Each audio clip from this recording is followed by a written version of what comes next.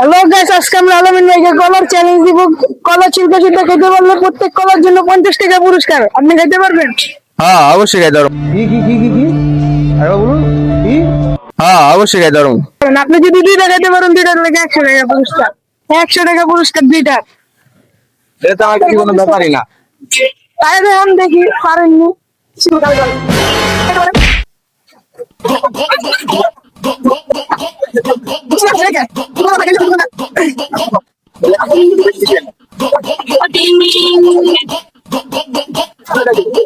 পায়টা আসলে কলা সিদ্ধা খাওয়া যাইতেছে, চিলকা সিদ্ধা।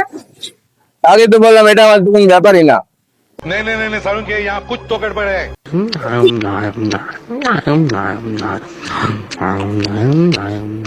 যেন আমার পুরস্কার দেন। স্যালুট ভাই স্যালুট, আপনার ভিতরে এত প্রতিভা ভাই, আপনি আগে কেন দেখান নাই?